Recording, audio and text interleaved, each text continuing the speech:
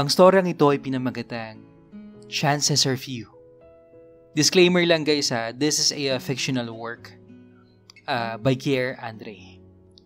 Simulan na natin ang kwento.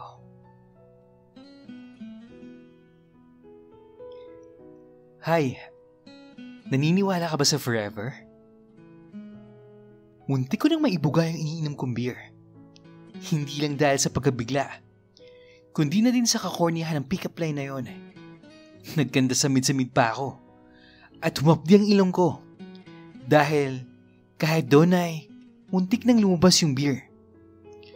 Halos mapamura pa ako sa sobrang hapdi noon. Excuse me? Iritable kong tanong, sabay lingon sa taong nasa likuran ko. Pagkatapos ko makabawi ng konti, lalo pa ako nainis dahil para akong may malalang sipon sa tunog ng boses ko. Madilim sa loob ng bar, kaya hindi ko kagad nakita yung itsura niya. Pero ang ganda ng pagkakangiti niya sa akin. Pantay na pantay ang mapuputing ngipin na bumungad sa akin noon.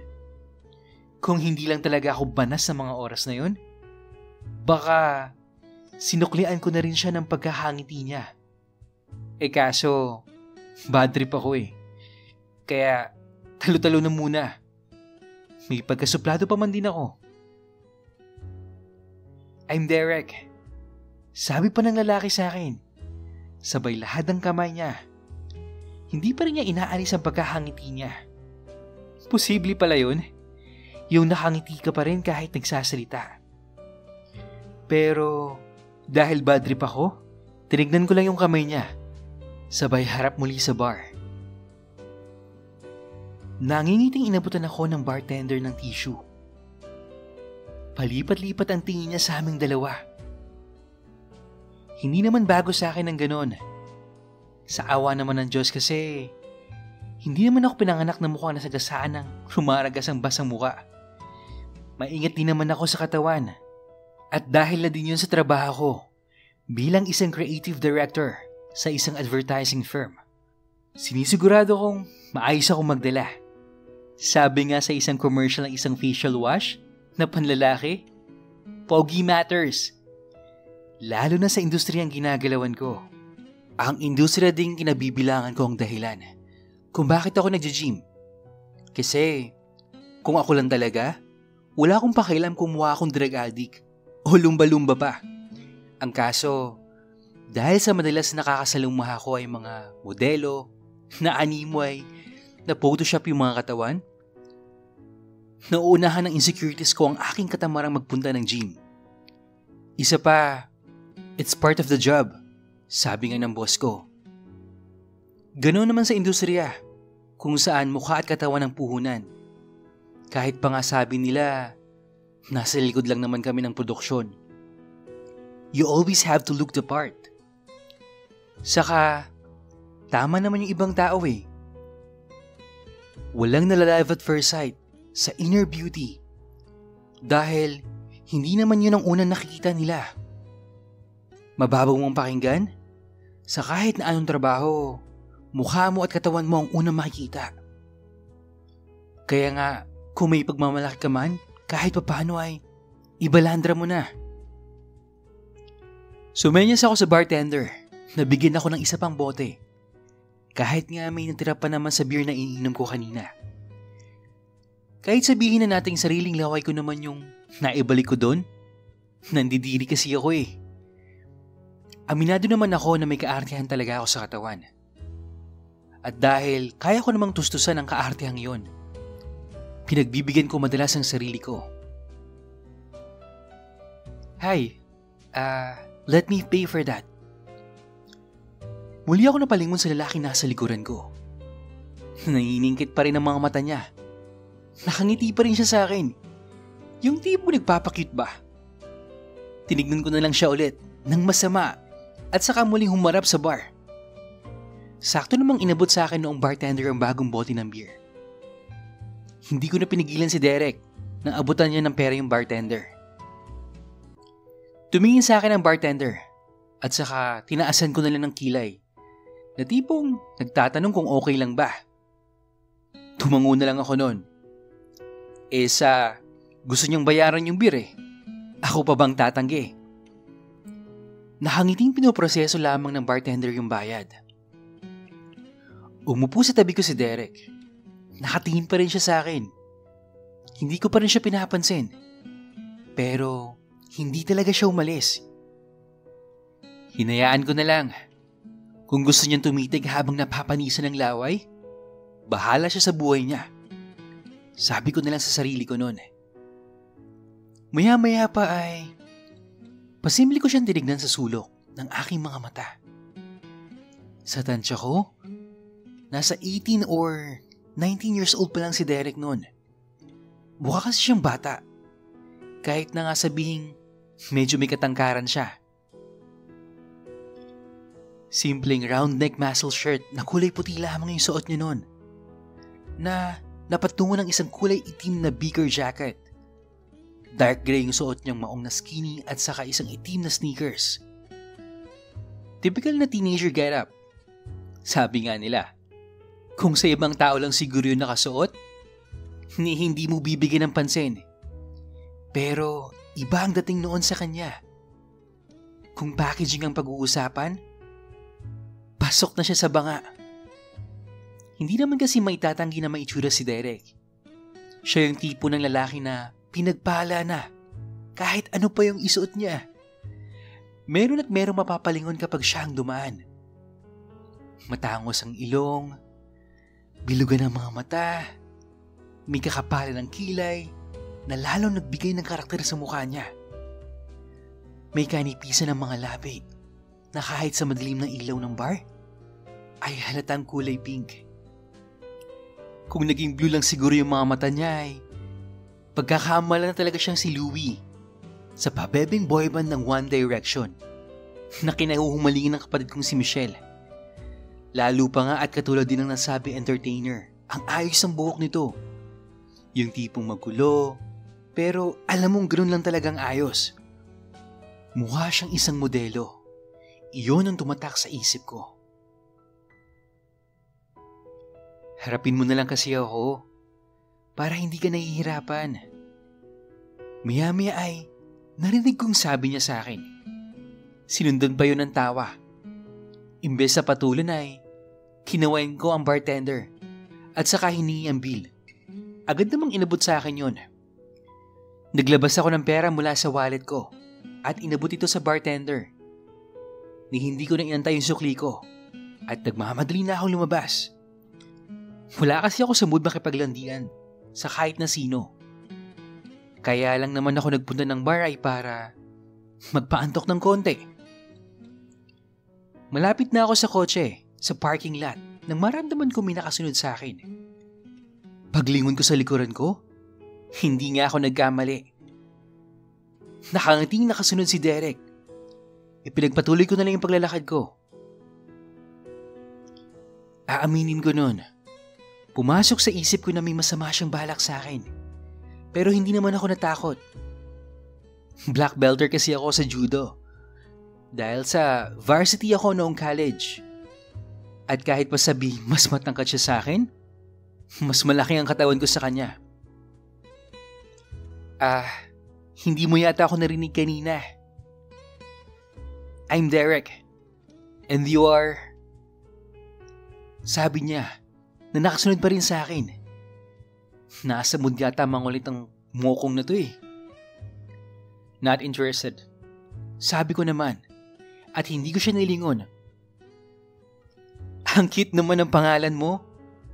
So, can I call you Nat? Sabi pa niya sa akin.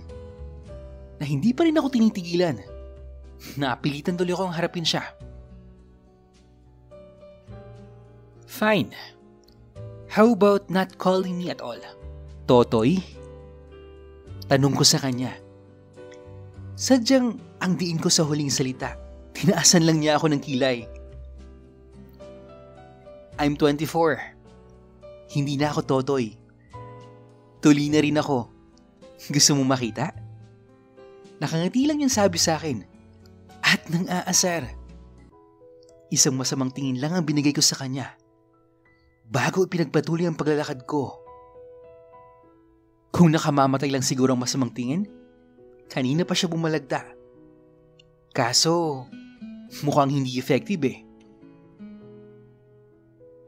Again, not interested. Sabi ko na lang. Gusto ko sanang patulan pero medyo umi-epekto na yung nainom kong alak. Idagdag pa yung napagod din ako sa maghapong shoot para sa isang commercial. Kaya ng mga oras na yun, gusto ko na lang talagang umuwi. Sakto namang nasa tapat na ako ng kotse ko. Agad kong hinanap yung susi ko sa aking bulsa. Nanlaki yung mga mata ko nang wala akong makapa doon. Yung akmang babalik na sana ako sa loob ng bar para tignan doon, biglang nagsalita si Derek noon. He left this. Sabi niya ulit na naging dahilan ng muli kong paglingon sa kanya. Inabot niya sa akin ang susi. Walang salitang tinanggap ko lang yon at binuksan ang pinto ng kotse ko. Papasok na sana ako nang bigla niya akong hawakan sa braso at pigilan. Wait, wala man lang bang thank you? Tanong niya. Napabuntong hininga muna ako bago ako nagsalita. Okay, salamat. Matipid kong sabi. Not enough, Mr. Nut. Sabi niya, sabay hila sa akin at basta na lamang akong siniil ng halik sa labi. Hindi pa siya nakontento at talagang pilit pa niyang pinapasok ang dila niya sa bibig ko. Kung hindi ko pa siguro siya naitulak ay baka naman nagalugad na niya ang bunganga ko. Imbes na malibugan ako, nainis lang ako lalo. Now, that's a thank you. Sabi niya, nang nakangiti, bago siya nagmamadaling bumalik sa loob ng bar. Naiwan ako sa parking lot na nakatulala at nakatingin lang sa likod niyang naglalakad. Kumuway pa nga siya sa akin bago siya tuluyang pumasok ulit doon. Sa totoo lang, kating-kati akong sundan siya sa loob ng bar para lang bigwasan pero inunahan kasi ako na nararamdaman kong antok eh. Nakaisa sa akin yung hayop. Sabi ko na lang sa sarili ko, napailing-iling. Mabilis na nawala sa isip ko si Derek. Lalo na at naging abala ako ng mga sumunod na araw. Sunod-sunod kasi ang proyekto ng company namin, lalo na't pagpapasko nun.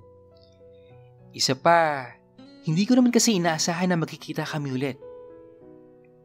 Oo nga, at talagang may itsura.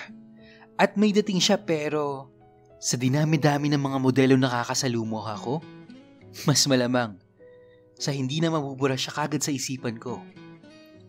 Kung gwapo at gwapo din lang naman ang hanap ko eh. Literal silang nagkalat sa harapan ko, lalo na sa trabaho ko.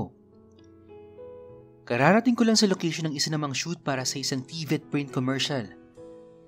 Nang may mapansin akong isang pamilya na nasa likod.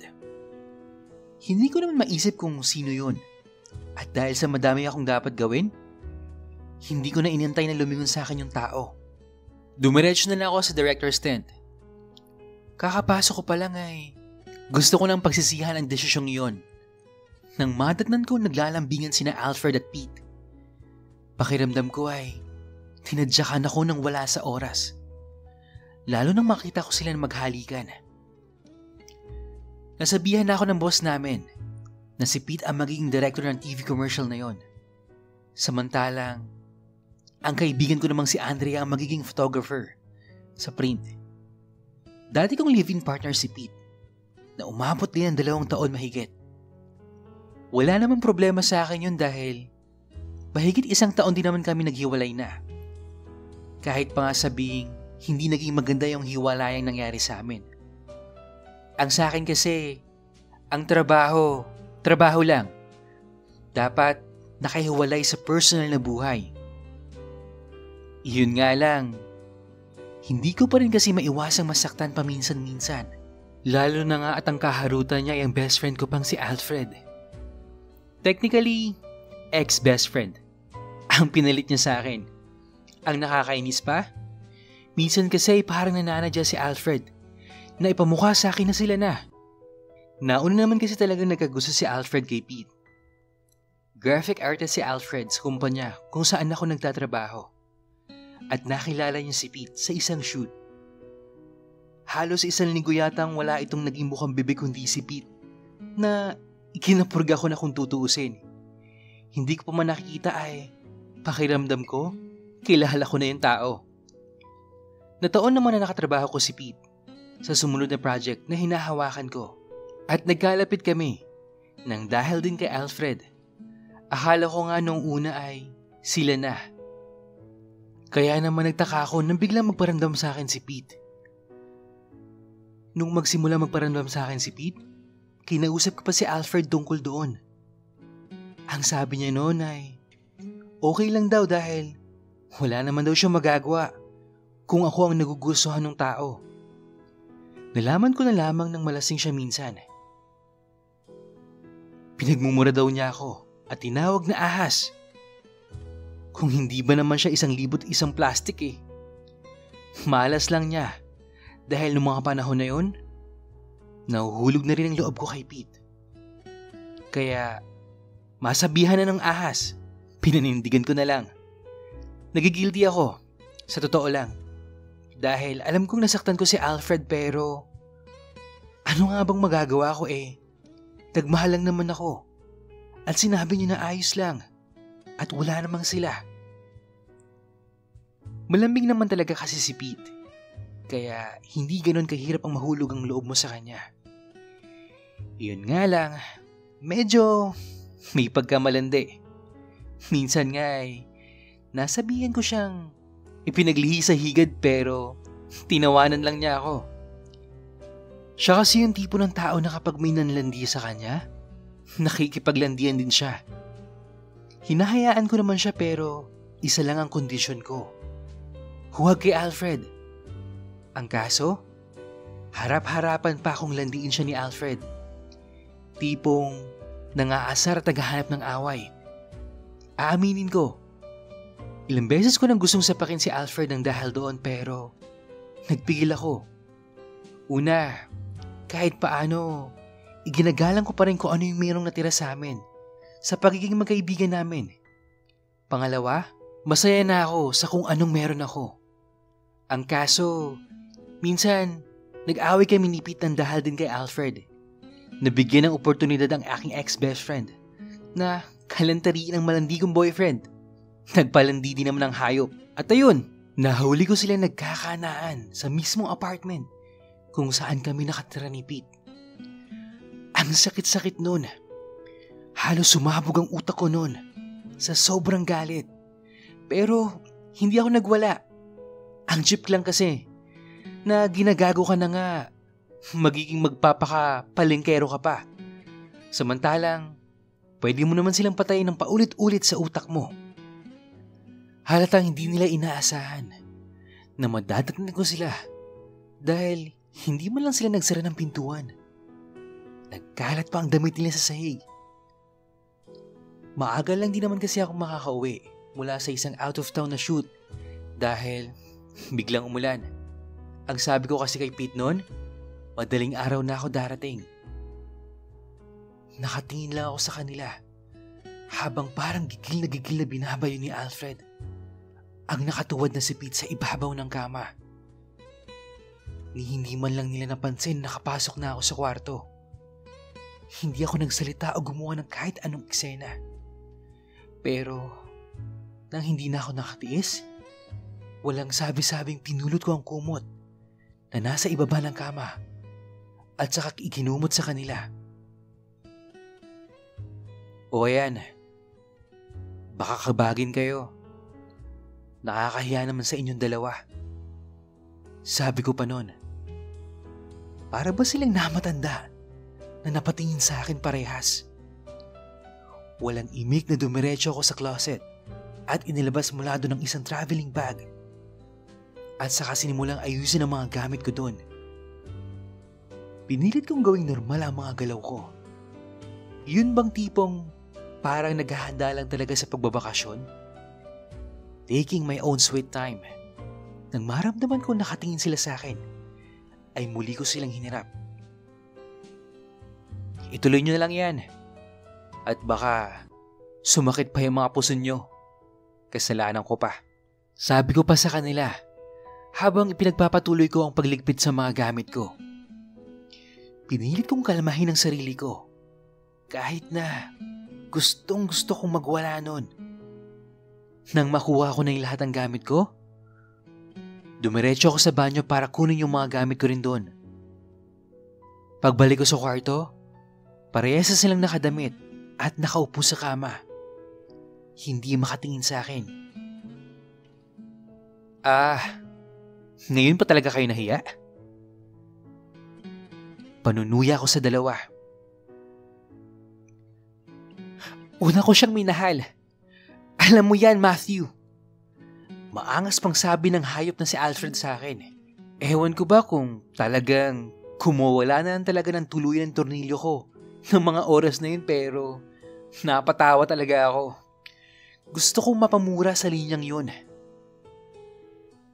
Ano akala mo sa sitwasyon natin? Telenovela? Kaya dapat may ganyang linya? Dagdag kong panunuya kay Alfred. Nilapitan ko pa silang dalawa at saka hinarap si Alfred. Kitang-kita ang takot sa mga mata nila. Hindi naman kasi katakataka yun dahil sa aming tatlo, ako ang pinakamatangkad at pinakamalaki ang katawan. Kung gugustuhin ko, kaya ko silang pagbuhuling na dalawa. You can have him, Alfred.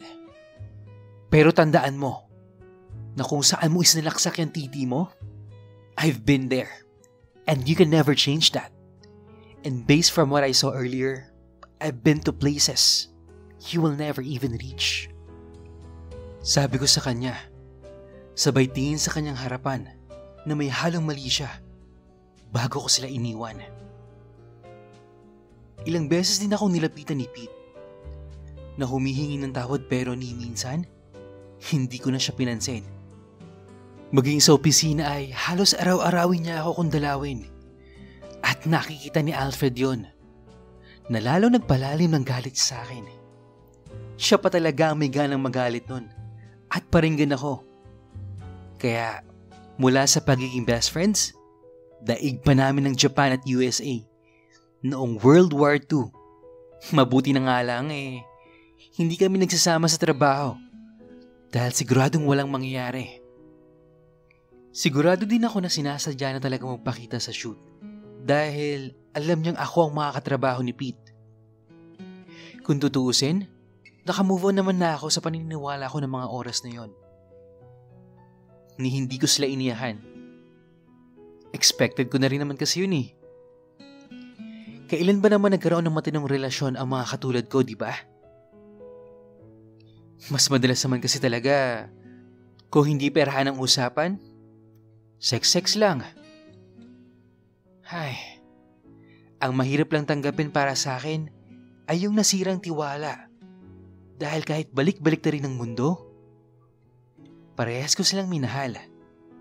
Sa tingin ko nga, kung hiniling na lang siguro ni Alfred na huwag kong patulan si Pete, baka pinagbigyan ko pa siya.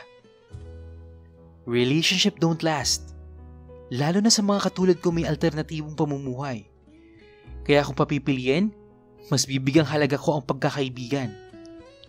Kaso, huli na ang lahat para doon. Muli na lang ako lumabas at saka naglakad na lamang muna sa beach. Nagsiset up pa din lang naman yung ibang kasamahan namin.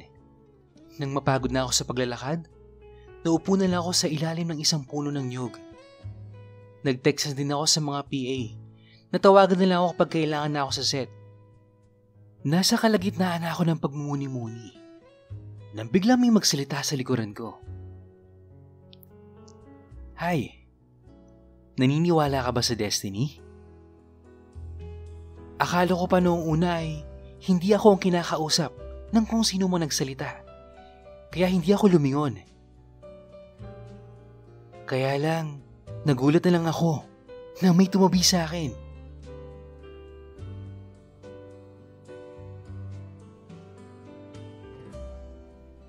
Okay, kayo guys, do you believe in destiny?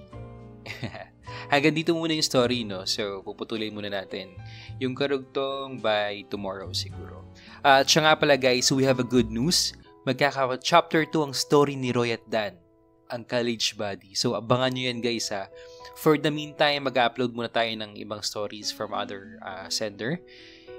If you want me to narrate your personal experience, send mo lang yan sa iambrensantiago@gmail.com. At kung hindi ka pa nakasubscribe, please do so at i-click mo lang ang notification bell para mag-notify ka sa mga bagong uploads natin. Don't skip the ads guys ha! Yun lang at maraming salamat po. Hanggang sa muli.